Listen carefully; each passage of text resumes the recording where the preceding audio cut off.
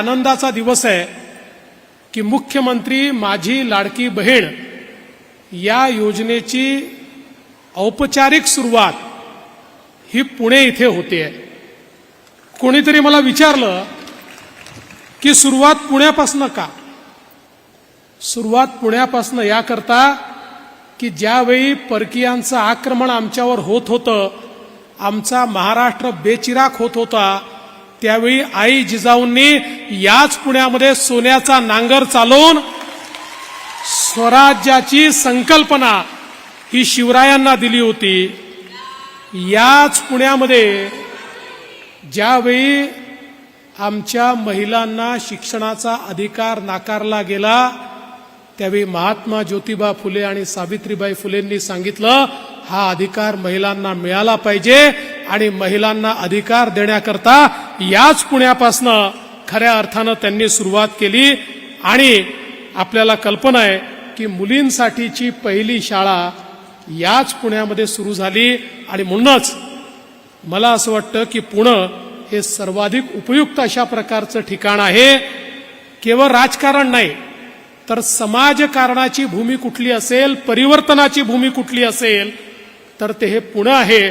आणि म्हणून पुण्यापासून सुरुवात करायची. आणि आपलं सरकार तर तुम्हाला माहिती आहे, आपलं सरकार जे आहे ते देना बँक सरकार आहे, ते देत असतं. लेना बँकवालं सरकार नाही आहे. मागच्या काळामध्ये आपण बघितलं वसुली करणारं सरकार होतं, आता वसुली करणारं नाही, बहिणींना देणारं सरकार या ठिकाणी आलेलं आहे. आणि म्हणून आज आपण ठरवलं की इथपासनं सुरुवात पुण्यापासनं करायची. पण पुण्यापासनं सुरुवात जरी औपचारिक आपण केली तरी माननीय मुख्यमंत्र्यांनी सांगितलं पैसे क्रेडिट करणं सुरू करा. कारण ज्यावेळी आपण कार्यक्रम घेऊ त्यावेळी बहिणींना रिकाम्या हाताने ठेवू नका. आणि सांगताना आनंद वाटतो 1,03,00,000 महिलांच्या खात्यामध्ये 3,000 रुपये प्रत्येकी पोचलेले आहेत. तुमच्या खात्यात आले आहेत का? ज्यांच्या आल्यात हात वर करा, हात वर करा ज्यांच्या हातात आले आहेत. बघा या सगळ्या ताईंच्या खात्यामध्ये पैसे आले आहेत. आता अगदी थोड्याशा राहिल्या आहेत ज्यांच्या खात्यात यायच्या आहेत. काळजी करू नका, प्रत्येकाच्या खात्यात पैसे आल्याशिवाय योजना बंद होणार नाही, हा आमचा निर्धार आहे. आता तर कुठे आम्ही 31 जुलैपर्यंतचे फॉर्म्स याचे पैसे जमा केले आहेत. आता 31 ऑगस्ट पर्यंतचे जे फॉर्म्स आहेत त्याची छाननी जेव्हा होईल त्यांच्याही खात्यामध्ये जुलै आणि ऑगस्टचे पैसे आणि सप्टेंबरचे पैसे एकत्रितपणे आपण त्या ठिकाणी टाकू. आणि त्याही नंतर सप्टेंबरमध्ये ज्यांचे फॉर्म येतील त्यांनाही त्या ठिकाणी पैसे मिळणार आहेत. योजना कुठेही बंद होणार नाही.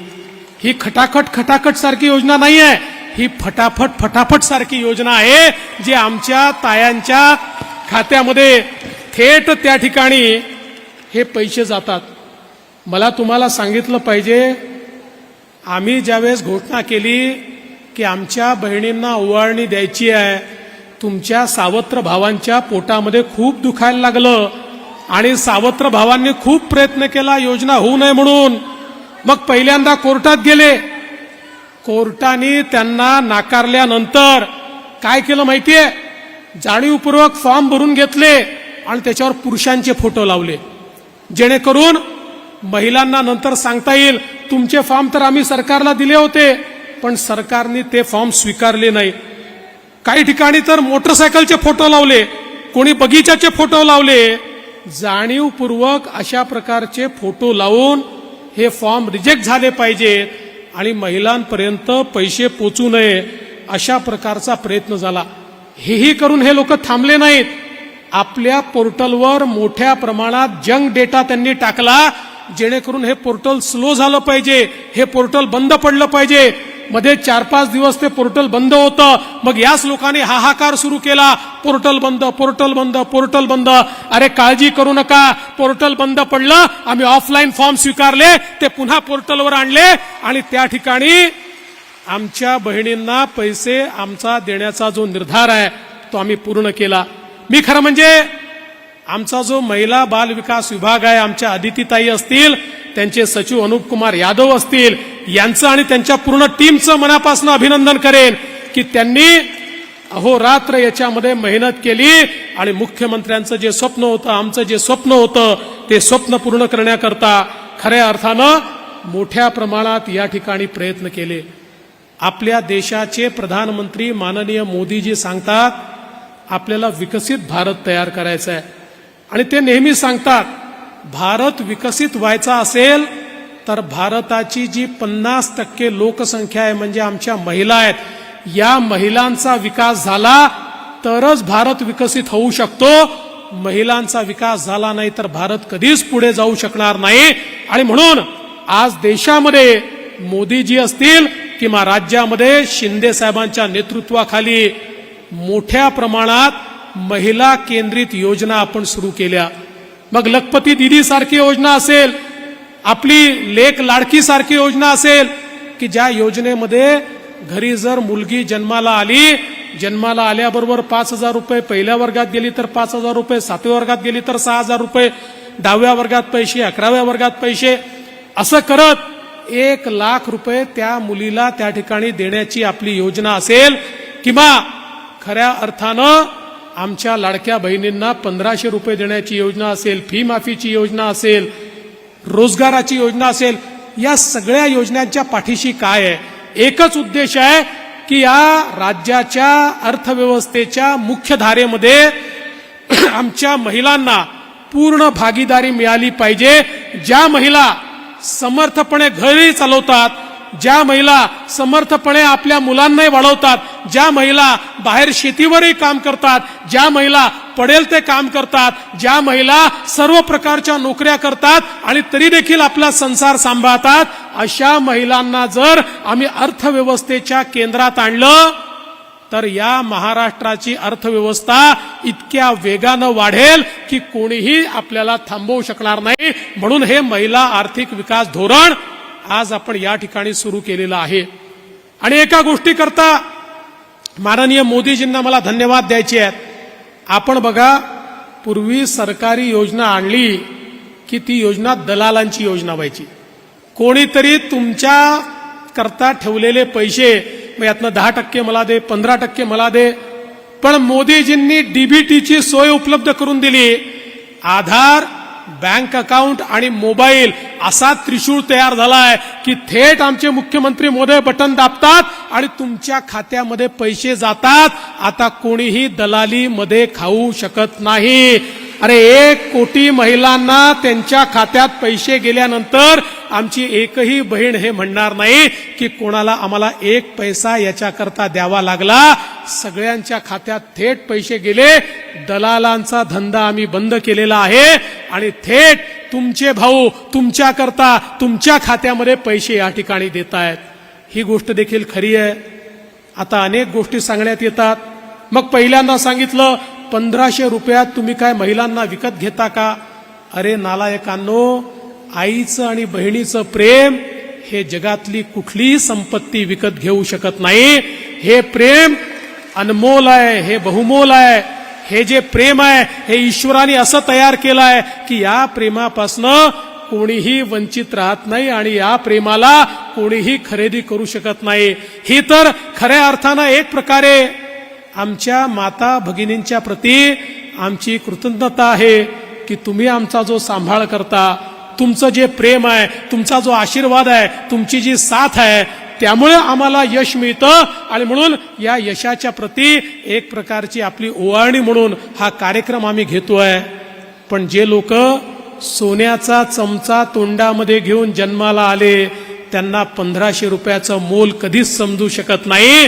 हॉटेलमध्ये गेल्यानंतर जे 2-2 हजार रुपयाची टीप देतात कारण खिशामध्ये खूप कमवलेला माल आहे, त्यांना 1,500 रुपयाचं मोल समजू शकत नाही. पण महिन्याच्या शेवटी आमची जी भगिनी त्या ठिकाणी महिन्याच्या खर्चाचा मेळ घालता घालता आपला घाम गाळते आणि विचार करते आता या महिन्यात पोराचं करायचं की मुलीचं करायचं, स्वतःचा तर कधी विचारच करत नाही. त्या माझ्या मायमाऊलीला 1500 रुपये काय असतात, त्याचं मोल काय असतं हे निश्चितपणे समजतं. आणि म्हणूनच आमच्या या कोट्यावधी मायमाऊली आम्हाला आशीर्वाद देत आहेत. तुम्ही कितीही या ठिकाणी आम्हाला दूषणं दिली तरी देखील जोपर्यंत माय माऊलीचा आशीर्वाद, बहिणींचा आशीर्वाद आमच्या पाठीशी आहे, आमचं कोणी काही वाकडं करू शकत नाही. पण अजितदादा म्हणाले, खरंय, मी आपल्याला सांगू इच्छितो, ज्यावेळी मी मुख्यमंत्री होतो आणि मुख्यमंत्री पदावर असताना अनेक योजना सुरू केल्या, आणि मुख्यमंत्री पदावरनं मी गेल्यानंतर ज्यावेळेस महाविकास आघाडीचं सरकार आलं, त्या सरकारने काय केलं, सगळ्यात पहिल्यांदा मी सुरू केलेल्या सगळ्या योजना सगळ्या बंद केल्या. एकही योजना त्यांनी सुरू ठेवली नाही. आज माननीय मुख्यमंत्र्यांच्या नेतृत्वात इतक्या चांगल्या योजना आपण सुरू केलेल्या आहेत. पण बंधू भगिनींनो, उद्याच्या काळामध्ये आपलं काही चुकलं, काही चुकीमुळे जर विपरीत अशा प्रकारचे परिणाम आले, सगळ्यात पहिलं काम काय होणार, सगळ्यात पहिलं काम हे करतील मुख्यमंत्री एकनाथराव शिंदेजींच्या नेतृत्वात सुरू झालेल्या सगळ्या योजना हे बंद करतील. एकही योजना हे चालू देणार नाहीत. आणि दुसरं मी तुम्हाला सांगतो की आज यांनी पहिल्यांदा सांगितलं 2-3 महिने पैसे मिळतील, मग पैसे मिळणार नाही. पण मला सांगताना आनंद वाटतो, आमच्या अजितदादांनी अर्थसंकल्पामध्ये मार्च पर्यंतची पूर्ण व्यवस्था करून ठेवलेली आहे. आणि तुम्ही आम्हाला पुन्हा आशीर्वाद दिला की पुन्हा पुढच्या मार्च पर्यंत, 25 पर्यंतची, 26 पर्यंतची व्यवस्था, मग 27 पर्यंतची व्यवस्था. खरं म्हणजे आपल्याला बजेटमध्ये एका वर्षाचेच पैसे ठेवता येतात, म्हणून एका वर्षाचे ठेवले. जर बजेटमध्ये 5 वर्षाचे ठेवता आले असते ना, तर सगळे विषय बाजूला ठेवून पहिल्यांदा लाडक्या बहिणींकरता 5 वर्षाचे पैसे आपण त्या ठिकाणी ठेवले असते. आणि म्हणून मी आपल्याला एवढंच सांगतो, आम्ही प्रामाणिक लोक आहोत. आज तुम्ही बघा, ज्या राज्यांमध्ये आपलं सरकार आहे तिथे योजना चालू आहेत. कर्नाटकमध्ये अशी योजना घोषित केली, आज ती योजना त्यांनी बंद केली. त्यांनी तेलंगणामध्ये योजना घोषित केली, तेलंगणात योजना सुरूच झाली नाही. पण मला सांगताना आनंद वाटतो, आमच्या मामाजींनी, शिवराजजींनी मध्य प्रदेशला योजना सुरू केली, नियमित चाललेली आहे. छत्तीसगडला सुरू केली, नियमित चाललेली आहे. आणि आमच्या मुख्यमंत्र्यांनी महाराष्ट्रात घोषणा केली, ही पण योजना नियमितच चालेल, कोणीही ही योजना बंद करू शकणार नाही. हा विश्वास या निमित्ताने मी तुम्हाला देऊ इच्छितो. आणि म्हणून आज एक प्रकारे आपण पाहतोय, देशामध्ये पहिल्यांदा महिला राष्ट्रपती आम्हाला मिळालेले आहेत. आज भारतामध्ये 10% जास्तीचं प्रतिनिधित्व हे स्थानिक स्वराज्य संस्थांमध्ये आमच्या महिलांना मिळालेलं आहे. आज प्रधानमंत्री मुद्रा योजनेच्या अंतर्गत ज्यांना कर्ज प्राप्त झालं त्यातल्या 63% महिला आहेत. आज जर आपण बघितलं तर विज्ञान आणि तंत्रज्ञानामध्ये कधी नव्हे ते 43% आमच्या मुली त्या ठिकाणी शिकतायत. आणि आज आपण जर बघितलं तर महिला बचत गटाच्या माध्यमातून सर्वात मोठं जे एक आंदोलन बचत गटाचं सुरू झालंय, तेही या महाराष्ट्रामध्ये आपण सगळे रेकॉर्ड या ठिकाणी तोडलेले आहेत. आणि 63 लाख बचत गटाच्या माध्यमातून आमच्या महिलांना काम देण्याची सुरुवात आपण या ठिकाणी केलेली आहे. त्यामुळे आज महिलांना अधिकारिता मिळते, हे खरं आहे. महिलांना अधिकारिता मिळत असताना अनेक लोकांच्या पोटात दुखतं, पुरुषांच्याही पोटात दुखतं.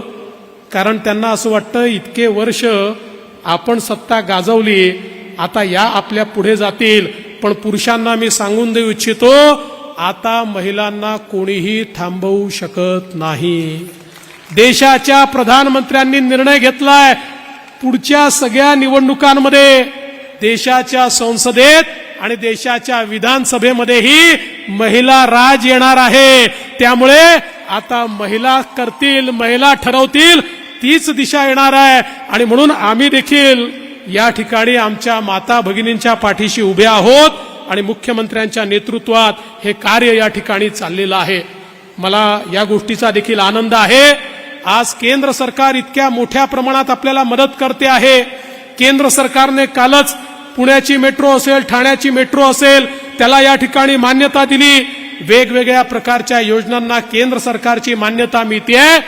मोदीजी देशामध्ये आणि महाराष्ट्रामध्ये शिंदे साहेबांच्या नेतृत्वातलं महायुती सरकार हे सुजलाम सुफलाम महाराष्ट्र तयार करणार, आमच्या महिलांना अधिकार देणार आणि महिलांना त्या ठिकाणी खऱ्या अर्थानं सन्मान देऊन महिलांचं सन्मान करणारं महाराष्ट्र राज्य आम्ही घडवून दाखवू, एवढाच विश्वास या निमित्ताने व्यक्त करतो. आणि सर्व आमच्या माता भगिनींच्या प्रती या ठिकाणी मी खऱ्या अर्थानं अभिवादन करून माझं बोलणं संपवतो. जय हिंद.